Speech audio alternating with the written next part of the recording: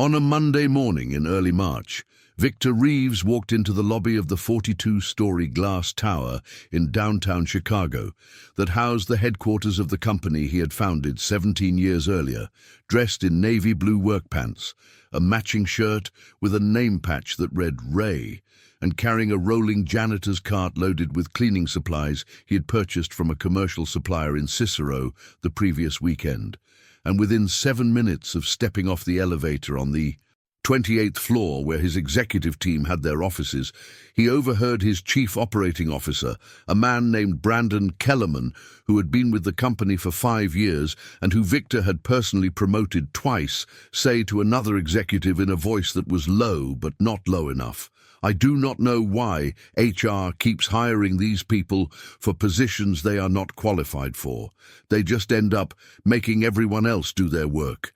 And Victor felt something inside him go very still and very cold, the way it always did when he was reminded that despite building a billion-dollar company, despite employing nearly 4,000 people, despite being featured on the cover of Forbes and Fortune, there were still people in his own building who looked at someone doing manual labor and assumed they knew everything they needed to know about that person's intelligence, their worth, their right to be there. Victor Reeves was 49 years old, 6 feet 2 inches tall, with dark brown skin, close-cropped hair that was graying at the temples, and the kind of presence that made people pay attention when he walked into a room. He had been born in Englewood on Chicago's South Side, raised by a single mother who worked as a CNA at Cook County Hospital, and who had made it clear from the time Victor could understand words that education was not optional, it was survival. Victor had excelled in school, earned a full scholarship to the University of Illinois, and graduated with degrees in computer engineering and business administration. His first job out of college had been at a tech startup in the Loop, where he had learned how to write code, manage projects, and navigate the politics of a rapidly growing company. When that company had been acquired by IBM, Victor had taken his payout and started his own firm, Apex Tech Solutions, focusing on enterprise software for logistics and supply chain management. The company had started small, just Victor and 3 other engineers working out of a converted warehouse in Pilsen. But the software they built was good, solving real problems for real companies, and within 3 years, Apex had landed its first major client, a national retailer that needed better inventory tracking systems. That contract had led to others, and by the time Victor was 35, Apex Tech Solutions had 200 employees and $30 million in annual revenue. By 40, the company had gone public, and Victor's stake was worth over $800 million. By 45, Apex had acquired 3 smaller competitors, expanded into Europe and Asia, and grown to nearly 4,000 employees with revenues approaching $2 billion annually. Victor had become one of the most successful black entrepreneurs in the country, regularly invited to speak at conferences, serve on boards, and advise other founders. But success, he had learned, did not insulate you from racism. It just changed the form it took. The idea to go undercover as a janitor had come to Victor 3 weeks earlier, during a quarterly review meeting with his leadership team. They had been discussing employee retention numbers, which had been declining steadily over the past year, particularly among entry-level and mid-level employees. The head of human resources, a woman named Patricia Owens, had presented data showing that turnover was highest among Black and Latino employees, who were leaving the company at rates nearly 40% higher than their white counterparts. When Victor had pressed for an explanation, Patricia had suggested that it might be a cultural fit issue, that some employees just were not adapting to Apex's fast-paced, high-performance environment. But Victor had not been satisfied with that answer. Cultural fit was often code for something else, and he wanted to know what was really happening. So Victor had decided to see for himself, not as the CEO, where everyone would be on their best behavior, but as someone invisible, someone who could move through the building and observe without being observed. He had considered various approaches, but the janitor disguise made the most sense. Janitors had access to every floor, every office, every conversation that people had when they thought no one important was listening. They were functionally invisible to most office workers, treated as part of the infrastructure, rather than as human beings with eyes and ears and opinions. And Victor wanted to know what people said and did when they thought the CEO was not watching. He had spent 2 weeks planning. He had contacted the building's facilities management company and arranged to shadow one of their janitors for a day, learning the routines, the equipment, the rhythms of the work. He had purchased a uniform from a supplier that sold to commercial cleaning companies. He had even practiced walking differently, moving with the slightly stooped posture of someone who spent their days pushing a cart and emptying trash cans. He had told no one on his team what he was doing, not even his chief of staff, a woman named Alicia Drummond, who had been with him since the early days of Apex. Victor knew that if word got out, the entire exercise would be pointless. People would be careful, performative, hiding whatever he needed to see. So on Sunday evening, Victor had come to the office after everyone had left, let himself in with his executive key card, and stashed the janitor's cart in a supply closet on the 28th floor. He had gone home, slept poorly, and returned early Monday morning dressed in his disguise. He had entered the building through the service entrance on the lower level, the same entrance that delivery drivers and maintenance workers used, and had taken the service elevator up to the executive floor. The elevator had smelled like industrial cleaner and old carpet, and Victor had stood in the corner, pulling the cart behind him, and wondered if he was making a mistake. But it was too late to turn back now. The 28th floor of the Apex building was where the senior leadership team had their offices. Victor's own office was here, a corner suite with floor-to-ceiling windows that looked out over Lake Michigan. The floor also housed the offices of the COO, the CFO, the Chief Technology Officer, the General Counsel, and several senior vice presidents. It was the nerve center of the company, where strategy was set and decisions were made that affected thousands of employees and billions of dollars in revenue. And Victor wanted to see what happened here when people thought they were among their own. He had started at the far end of the floor, near the conference rooms, emptying trash cans and wiping down surfaces. The first few people who passed him had barely acknowledged his presence. A young analyst had walked by, talking loudly on her phone, nearly colliding with Victor's cart, and had not apologized. A senior manager had gestured impatiently for Victor to move out of the way so he could get to the copier. No one had made eye contact. No one had said good morning. Victor had not expected them to, but it still stung to be treated as if he was not there. He had been cleaning the break room, wiping down the counters and emptying the trash, when Brandon Kellerman had walked in with Thomas Ashford, the chief financial officer. Victor had kept his head down, focusing on his work, listening. "Did you see the email from Patricia about the diversity initiative?" Thomas had asked, pouring himself a cup of coffee. "I saw it," Brandon had said, his tone dismissive. "More mandatory training, more workshops, more boxes to check. Do you think it will actually change anything?" Brandon had laughed, a short, bitter sound. "No, it is just optics. The board wants to see that we are doing something, so we do workshops and training and put up posters. But at the end of the day, you cannot force culture change. Either people fit here or they do not.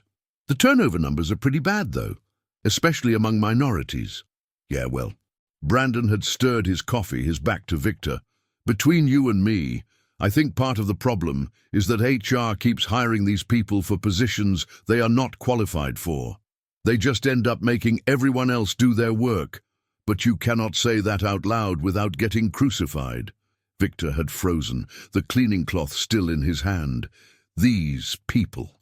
The phrase hung in the air, and Victor felt the anger start to build in his chest. He had wanted to turn around, to confront Brandon right there, to say, "I am the CEO of this company, and you just revealed exactly what kind of person you are." But he did not, because he needed to hear more. He needed to understand how deep this went. Thomas had shifted uncomfortably. I do not know if it is a qualification thing. Some of the newer hires seem pretty sharp. Maybe. But the bar has definitely been lowered in some areas. We are hiring for diversity instead of excellence, and that is a problem. They had left the break room, still talking, and Victor had stood there, his hands shaking, trying to process what he had just heard. Brandon Kellerman, the man Victor had trusted to run day-to-day operations, the man he had promoted to COO because he had seemed competent and reliable and committed to Apex's values, was standing in the break room disparaging the company's diversity efforts and suggesting that Black and Latino employees were not qualified to be there. And he had said it casually, comfortably, as if it was an obvious truth that everyone understood but could not say out loud. Victor finished cleaning the break room, pushing his cart back into the hallway, and continued his rounds. He moved from office to office, emptying trash cans, restocking paper towels, keeping his head down and his ears open. And over the course of the next 2 hours, he heard more. If you are hearing this story and recognizing the uncomfortable truth that bias does not disappear at the executive level, hit that like button.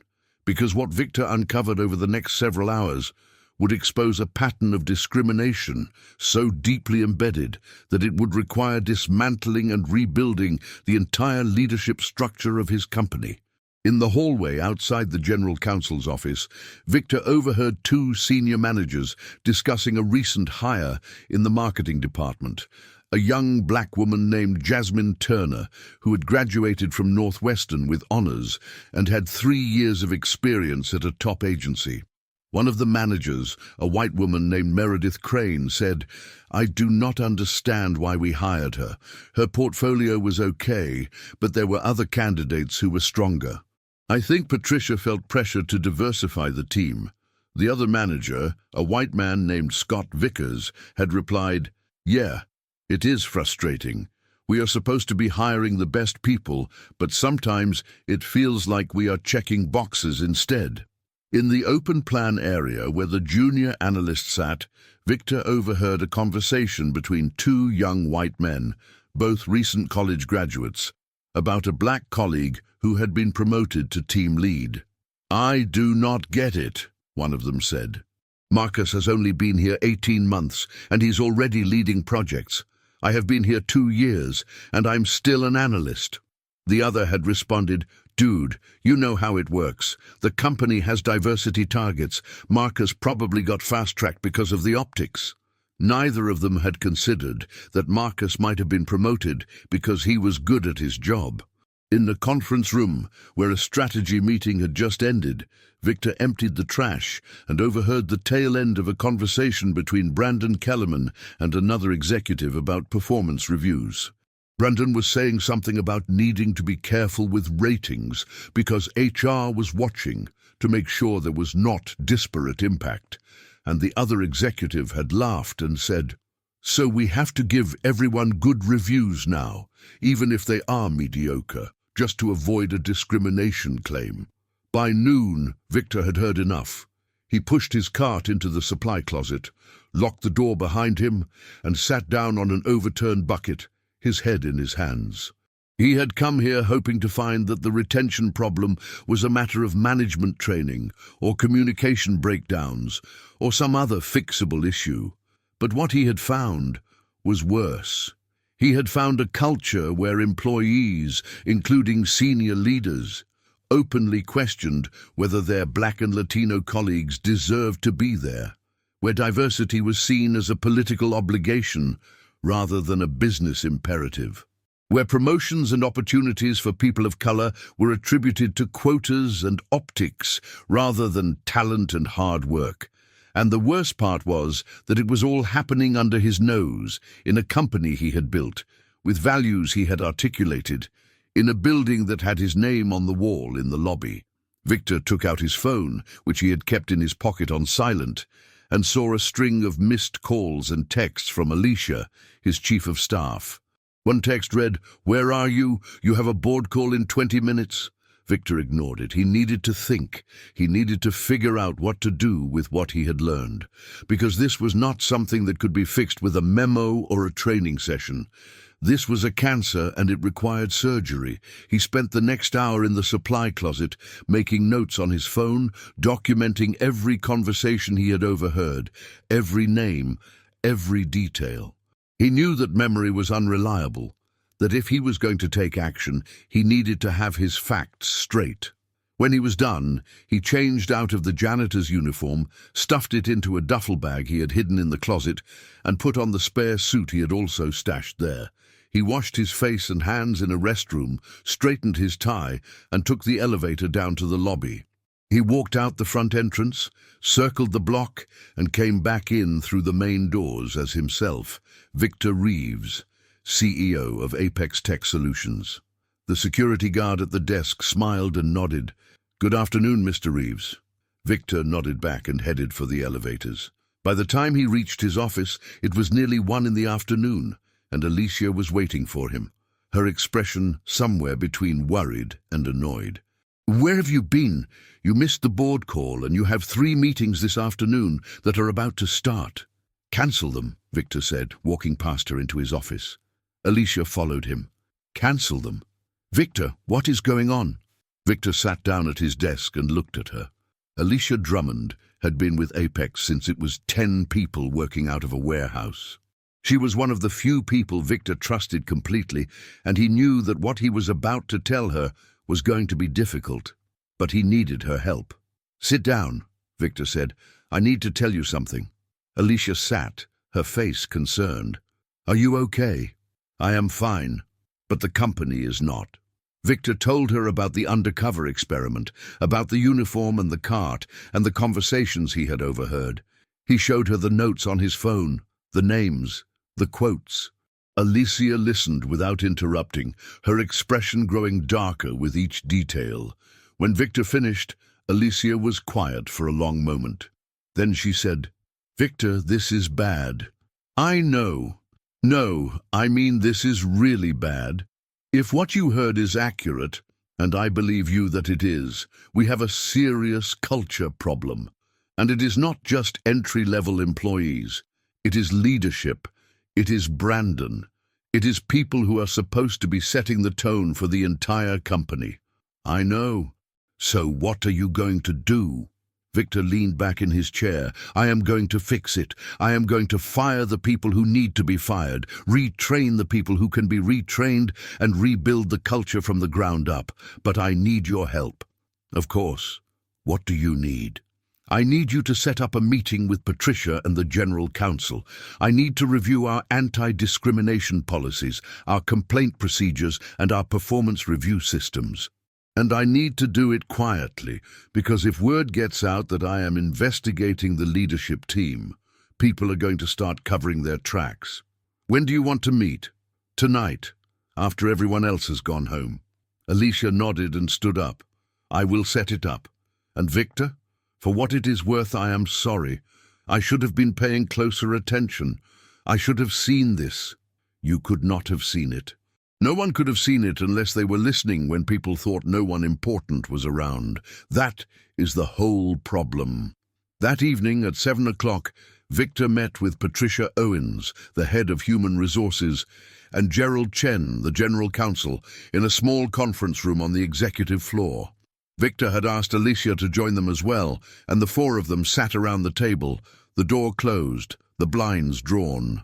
Patricia and Gerald both looked nervous, unsure why they had been summoned for an urgent meeting. Victor did not waste time. "I am going to tell you something, and I need you to keep it confidential until we decide how to proceed. This morning, I came into the office dressed as a janitor. I wanted to see what happens in this building when people think no one is watching, and what I found was deeply disturbing." Patricia's eyes widened. Gerald leaned forward. "You went undercover?" "I did. And over the course of 2 hours, I overheard multiple conversations from members of our leadership team that suggest we have a serious culture problem. I heard Brandon Kellerman, our COO, say that HR is hiring these people, referring to Black and Latino employees for positions they are not qualified for. I heard senior managers question whether recent hires were selected based on merit or diversity quotas. I heard analysts speculate that a colleague was promoted because of his race rather than his performance. And I heard executives joke about having to inflate performance reviews to avoid discrimination claims. Patricia looked like she had been punched in the stomach. Victor, I had no idea. I know you did not, because this is happening in spaces where people feel safe to say these things. Break rooms, hallways, conference rooms after meetings, places where they think they are among friends. Gerald was taking notes. Do you have documentation, names, specific quotes? I do. Victor pulled out his phone and showed them the notes he had taken. I documented everything I could remember. Times, locations, names, and as close to verbatim quotes as I could manage. Gerald read through the notes, his expression growing grimmer. This is actionable. If what you are describing is accurate, we have multiple violations of our anti-discrimination and anti-harassment policies. We also potentially have a hostile work environment which exposes the company to significant legal liability. What do you recommend? We need to conduct a formal investigation. I would recommend bringing in an outside firm to do it, to maintain objectivity and to protect against any claims that the investigation was biased. The firm will need to interview witnesses, review communications, and build a comprehensive picture of what is happening.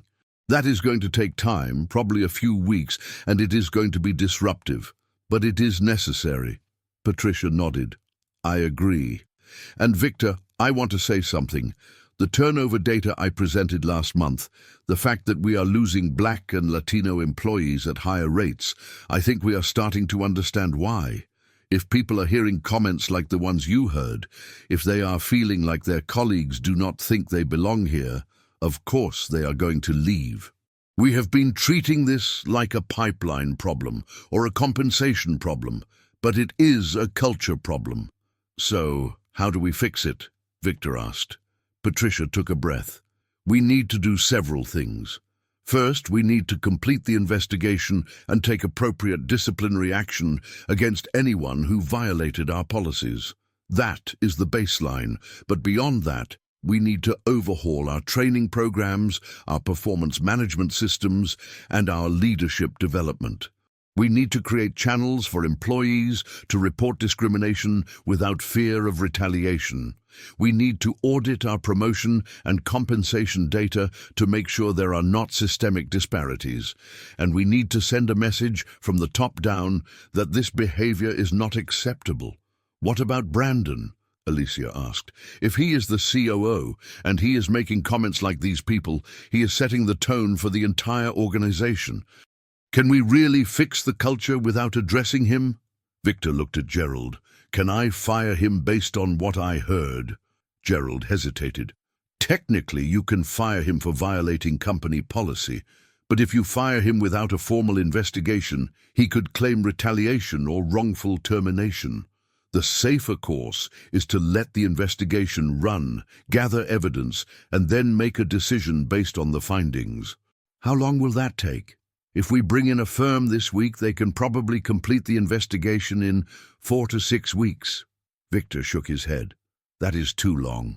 Every day Brandon is in his role.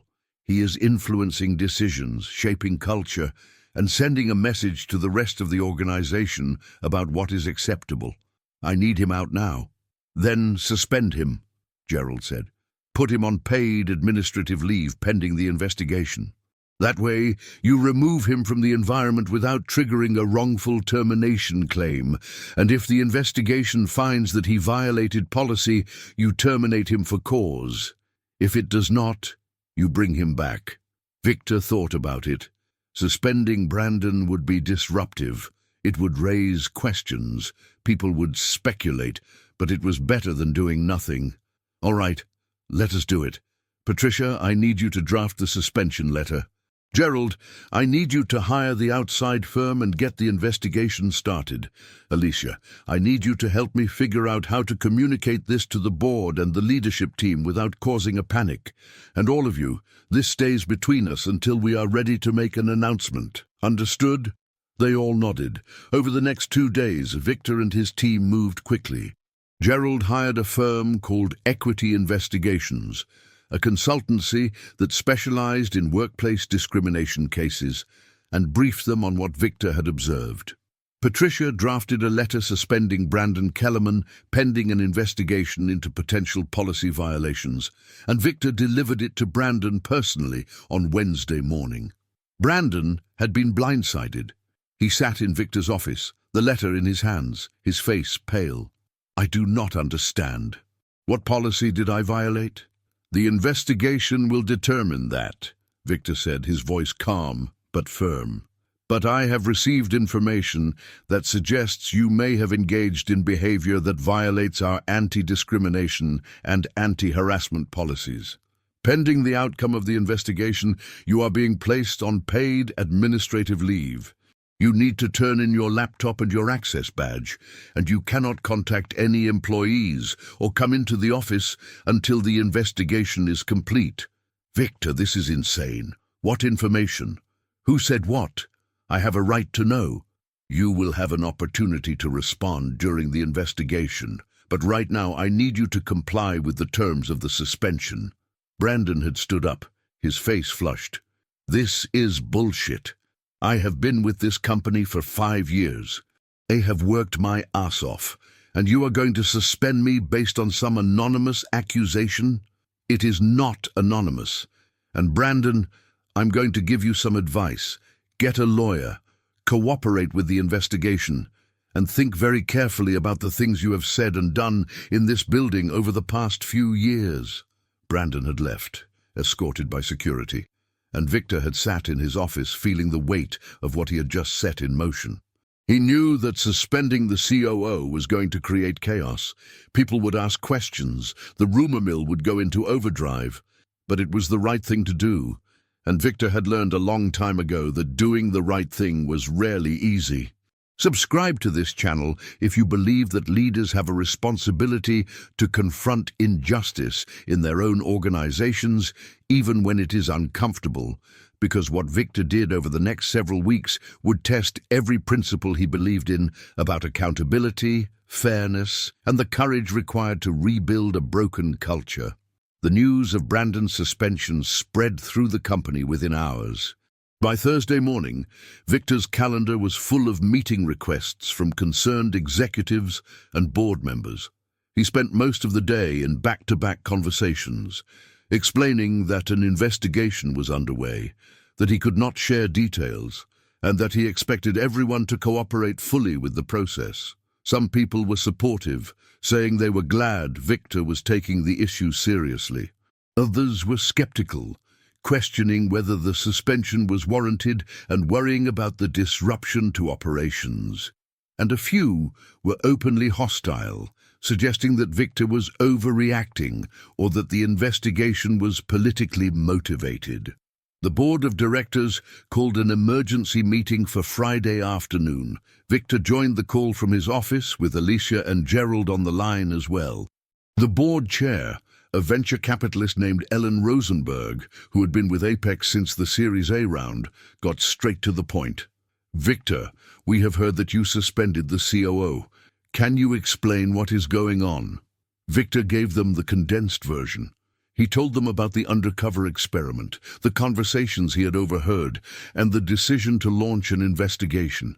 He did not name Brandon specifically, though it was obvious who he was talking about.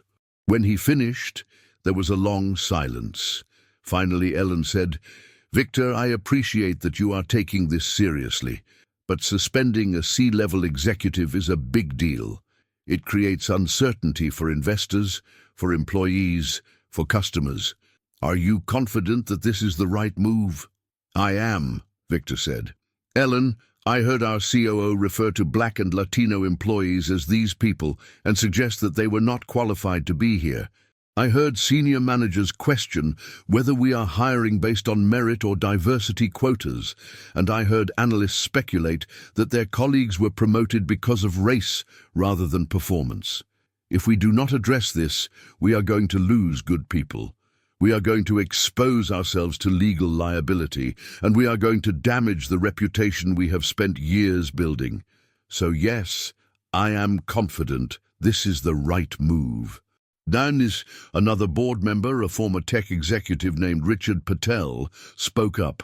Victor, I do not doubt your intentions, but playing dress-up as a janitor seems like a risky way to gather information. What if someone had recognized you?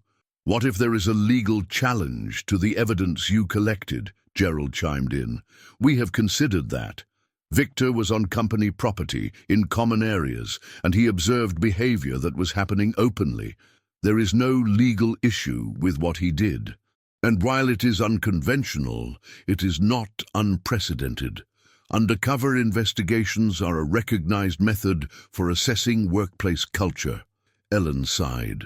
All right, Victor, you have the board's support to complete the investigation, but we expect regular updates, and we expect this to be handled professionally. If you need to terminate anyone based on the findings, you need to make sure the case is airtight. Understood. Understood. The investigation took 5 weeks. The team from Equity Investigations interviewed over 50 employees, reviewed thousands of emails and Slack messages, and analyzed performance review data to look for patterns of bias. They interviewed Victor multiple times, asking him to recount in detail what he had heard and observed. They interviewed Brandon, who denied making any discriminatory comments and suggested that Victor had misheard or misinterpreted what was said. They interviewed Thomas Ashford, Meredith Crane, Scott Vickers, and the 2 junior analysts who had speculated about their colleagues' promotion. And they interviewed dozens of Black and Latino employees, asking them about their experiences at Apex. The findings, when they were delivered in mid-April, were damning. The report, which ran to over 100 pages, concluded that Apex Tech Solutions had a pervasive culture problem characterized by bias, microaggressions, and a lack of accountability. The report found that Black and Latino employees were significantly more likely to report feeling excluded from informal networks, being passed over for promotions, and hearing comments that questioned their qualifications or suggested they had been hired to meet diversity targets. The report also found that several members of the leadership team, including Brandon Kellerman, had engaged in behavior that violated company policy, including making derogatory comments about employees based on race and ethnicity. The report made several recommendations. First, it recommended that Apex terminate the employment of Brandon Kellerman and 2 other senior managers, Meredith Crane and Scott Vickers, for violating anti-discrimination policies.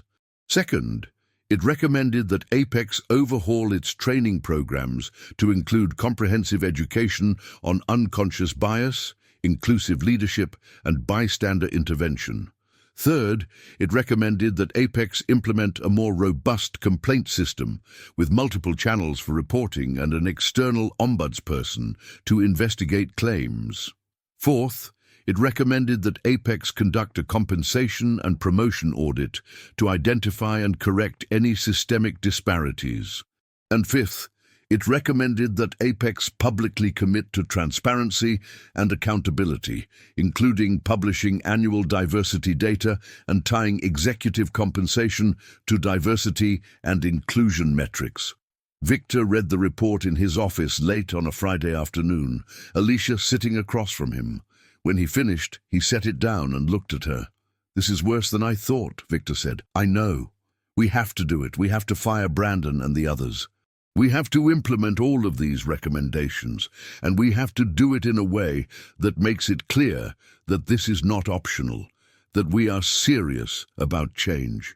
What about the optics? Firing a C-level executive and 2 senior managers is going to make headlines. People are going to ask questions. Let them ask. I would rather be transparent about what we found and what we are doing than try to hide it and have it leak later. We are going to own this. Over the weekend, Victor worked with Patricia, Gerald, and Alicia to develop a plan. They would terminate Brandon, Meredith, and Scott on Monday morning. They would announce the terminations to the leadership team that afternoon, along with the key findings of the investigation and the actions Apex was taking to address the issues. And they would send a company-wide email on Tuesday explaining what had happened and what was changing. On Monday morning, Victor met with Brandon in a conference room with Patricia and Gerald present. Brandon had brought his attorney, a sharp-eyed woman named Diane Mercer, who specialized in employment law. Victor handed Brandon a termination letter and walked him through the findings. Brandon, based on the results of the investigation, we are terminating your employment for violating company policy. The investigation found that you made comments referring to Black and Latino employees as these people and suggesting they were not qualified for their positions. You also made comments questioning the company's diversity efforts and suggesting that we were lowering our standards to meet quotas. This behavior violated our anti-discrimination and anti-harassment policies, and it is grounds for termination. Brandon's face went red. This is garbage. I never said these people. I said some people. And I was talking about performance issues, not race. The investigation found otherwise. Multiple witnesses corroborated the statements. Diane leaned forward. Mr. Reeves, my client denies these allegations, and we believe the investigation was flawed. We will be reviewing our legal options, including a potential claim for wrongful termination and defamation. That is your right, Gerald said, but the company's position is clear. The investigation was thorough, the findings are well supported, and the termination is justified. Brandon stood up, his chair scraping against the floor. You're going to regret this, Victor. I built this operations team. I made this company run. And you are throwing me out because you got your feelings hurt playing dress-up as a janitor. I am terminating you because you created a hostile work environment, Victor said, his voice steady. And because your behavior was inconsistent with the values of this company. I wish you well, Brandon, but we are done here. Brandon left, and Victor met with Meredith Crane and Scott Vickers separately, delivering the same message. Both of them reacted with shock and anger, and both threatened legal action. But by the end of the day, all three of them were gone, their offices cleared, their access revoked. That afternoon, Victor called a meeting of the entire leadership team, about 30 people, in the main conference room. He stood at the head of the table and told them what had happened. He told them about the undercover experiment, about the investigation, and about the terminations, and he told them that Apex was going to change. I am not going to sugarcoat this, Victor said. We have a culture problem, a serious problem, and it is not just about a few bad actors, it is about all of us. Because if Brandon felt comfortable saying these things, if Meredith and Scott felt comfortable questioning whether their Black and Latino colleagues deserved to be here, it is because we as a leadership team created an environment where that was acceptable. And that stops now.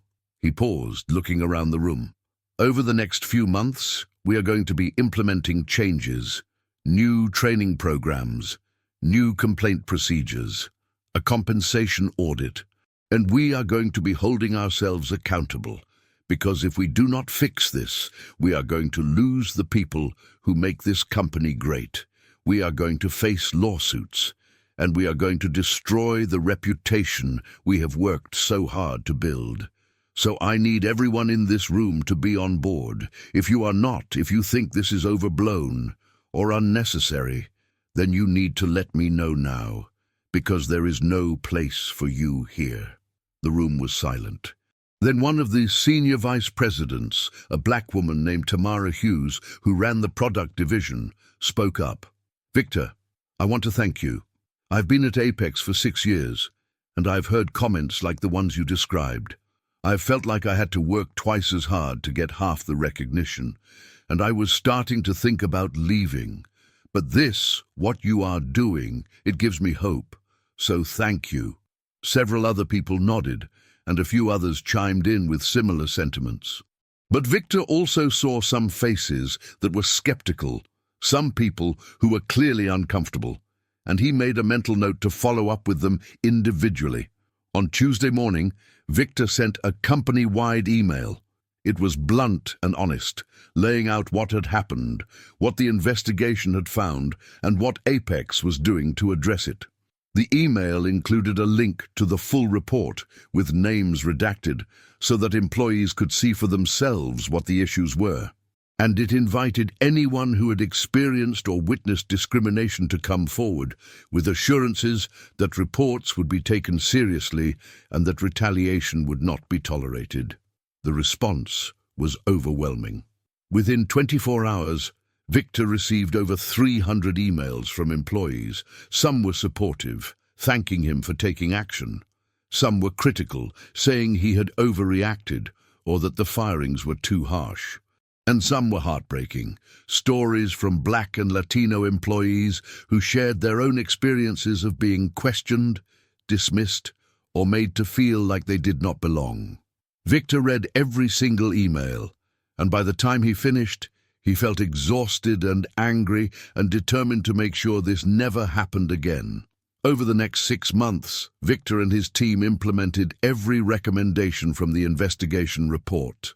They brought in a new COO, a woman named Karen Whitaker, who had previously run operations at a Fortune 500 tech company and who had a track record of building inclusive teams.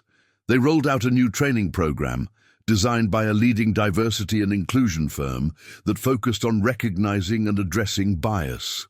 They created an external ombudsperson position, hiring a retired judge to investigate complaints independently. They conducted a compensation audit, which revealed that Black and Latino employees were being paid on average 7% less than their white counterparts for similar roles. And they corrected the disparities with immediate raises and back pay.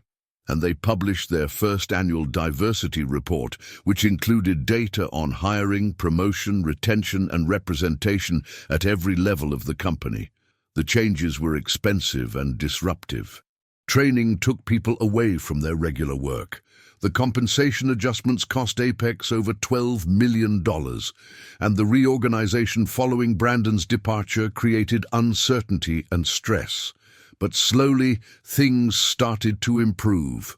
Turnover among Black and Latino employees began to decline, employee engagement scores went up, and Apex started to win awards for workplace culture, including a spot on Fortune's list of best companies to work for. But Victor knew that the work was not done. Culture change was not a one-time fix. It was an ongoing process, and it required constant vigilance. So he continued to do spot checks, sometimes in person, sometimes through anonymous surveys, to make sure that the improvements were real and lasting. And he made it clear to every new hire, every new manager, every new executive, that diversity and inclusion were not optional at Apex. They were core values, and if you could not live them, you could not work there. 3 years after the undercover experiment, Victor was invited to speak at a leadership conference in San Francisco. The theme was Courageous Leadership, and the organizers wanted Victor to talk about his experience. He was reluctant at first, uncomfortable with the idea of being held up as some kind of hero, but he agreed because he believed the story needed to be told.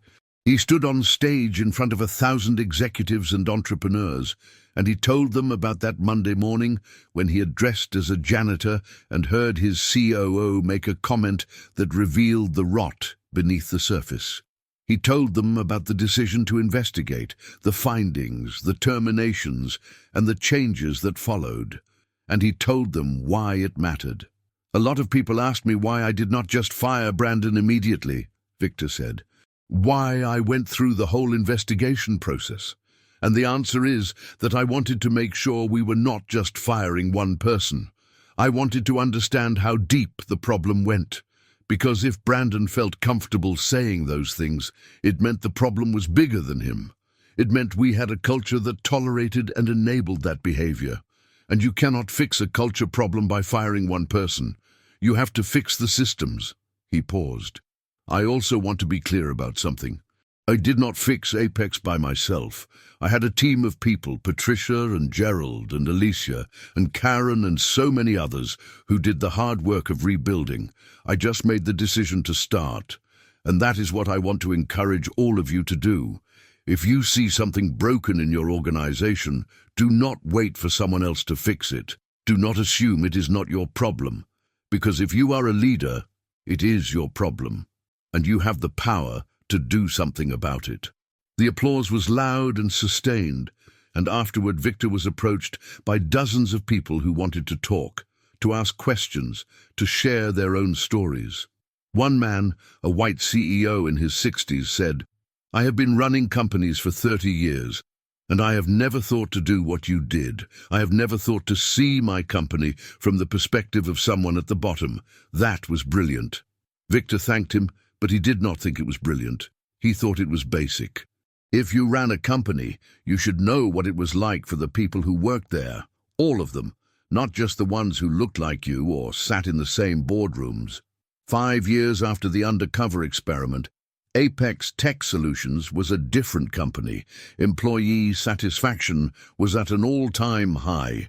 The company had been recognized as one of the best places to work for people of color. Revenue had grown by 50%, and Victor had been featured in a Harvard Business Review case study on culture transformation. But the thing Victor was most proud of was not the awards or the revenue growth. It was the messages he received from employees, particularly Black and Latino employees, who told him that Apex was the first place they had worked where they felt like they truly belonged. One of those messages came from Marcus Chen, the young analyst whose promotion had been questioned by his white colleagues. Marcus had risen through the ranks and was now a director managing a team of 15. He sent Victor an email that said, I almost left Apex 3 years ago. I was tired of feeling like I had to prove myself over and over, tired of wondering if people thought I was only here because of my race. But then you did what you did, and things changed. I stayed, and I built a career here, and I just want to say thank you, because what you did not just change the company, it changed my life. Victor read the email in his office late one evening, and he felt the weight of everything he had been through over the past 5 years. The anger, the doubt, the exhaustion, the moments when he had wondered if it was all worth it. And he knew that it was.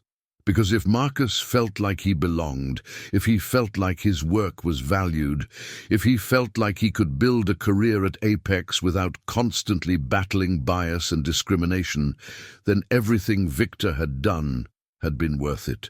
Share this with someone who needs to hear it, because the lesson here is not just about one company or one CEO. It is about the responsibility all of us have to confront injustice when we see it, to build cultures that value every person, and to believe that change is possible if we are willing to do the hard work to create it. 7 years after the undercover experiment, Victor decided to step back from the CEO role. He was 56 years old, and he had been running Apex for over 2 decades.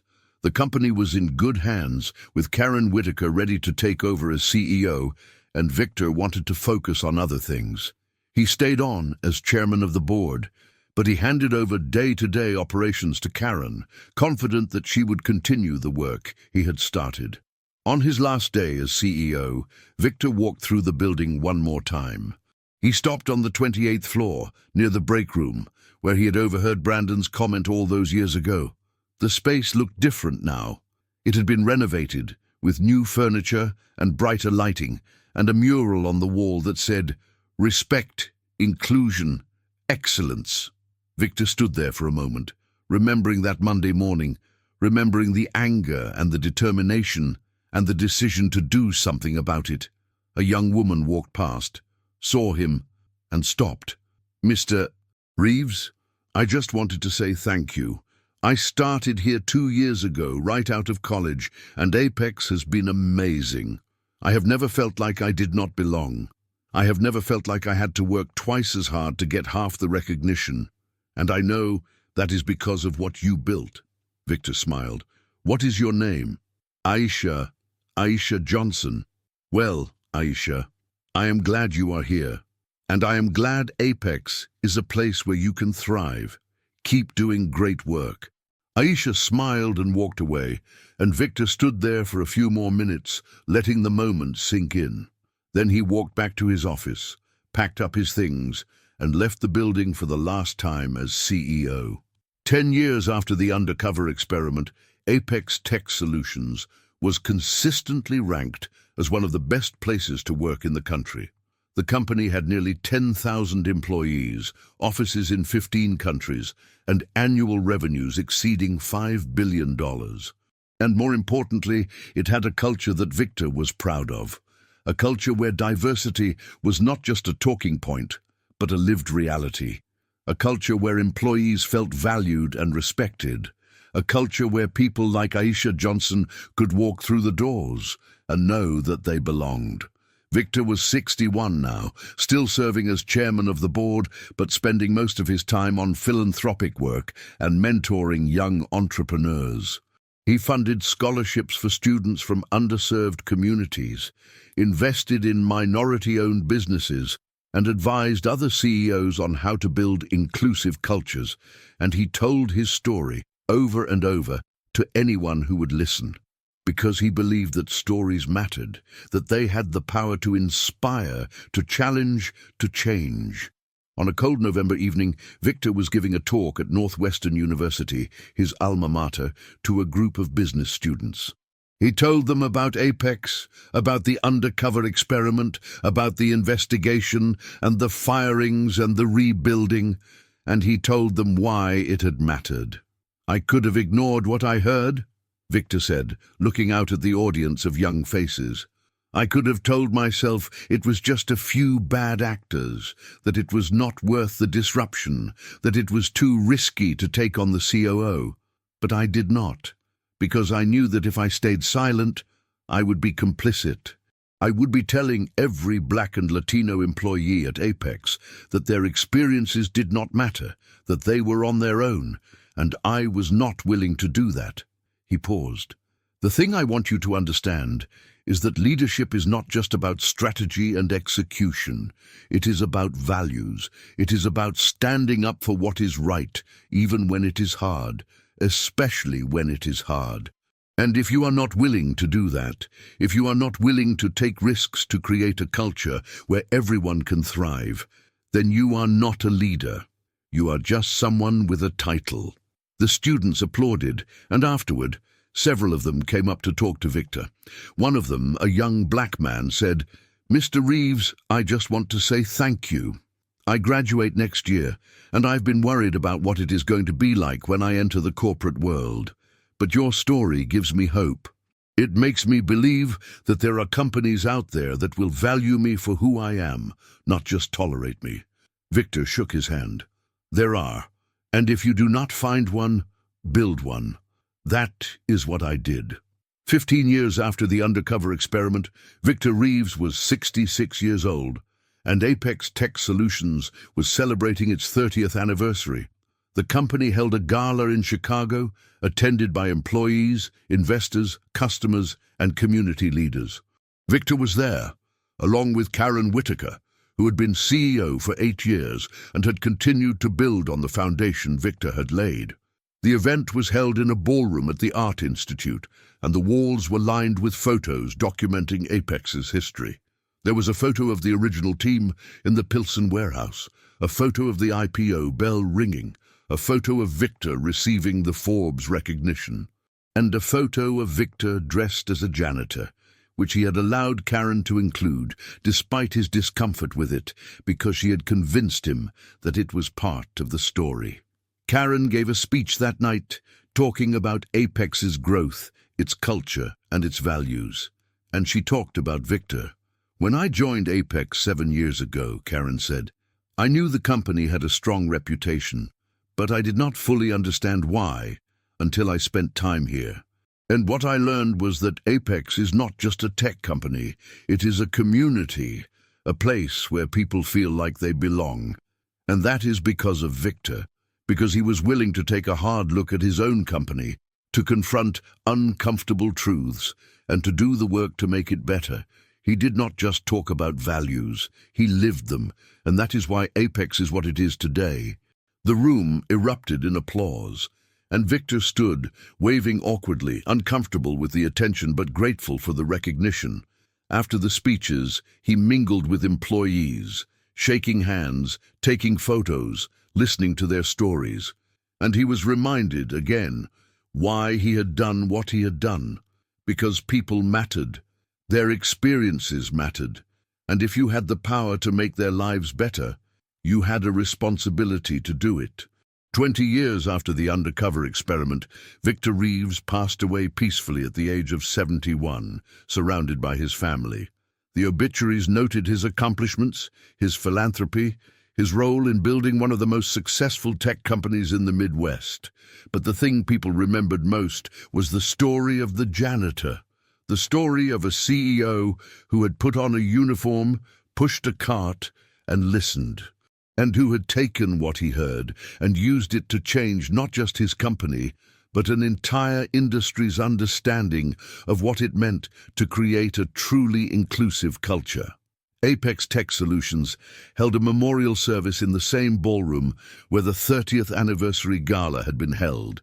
Thousands of people attended, current and former employees, investors, competitors, friends. Karen Whitaker gave the eulogy, her voice steady despite the tears in her eyes.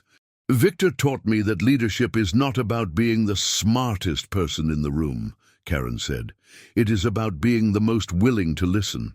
He taught me that culture is not something you delegate. It is something you build every day through your actions and your decisions. And he taught me that courage is not the absence of fear. It is doing what is right even when you are afraid of the consequences. She paused, looking out at the audience. Victor dressed as a janitor because he wanted to see his company through the eyes of someone society often overlooks. And what he saw changed everything. Not just for Apex, but for all of us. Because he showed us that if you are willing to listen, if you are willing to act, if you are willing to put values above profits, you can build something extraordinary. The applause was long and heartfelt, and as people filed out of the ballroom, many of them stopped to look at the photo of Victor in his janitor's uniform. And they remembered the lesson he had taught them, that everyone deserves to be seen. Everyone deserves to be heard, and everyone deserves to work in a place where they are valued for who they are, not judged for how they look. In the years that followed, Apex Tech Solutions continued to thrive, and Victor's legacy lived on. The company established the Victor Reeves Fellowship, a program that provided mentorship and funding for entrepreneurs from underrepresented backgrounds.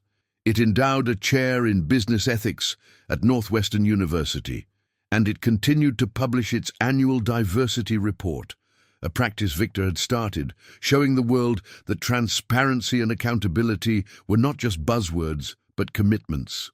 And in break rooms and hallways and conference rooms across the country, in tech companies and law firms and hospitals and schools, people told the story of the CEO who dressed as a janitor.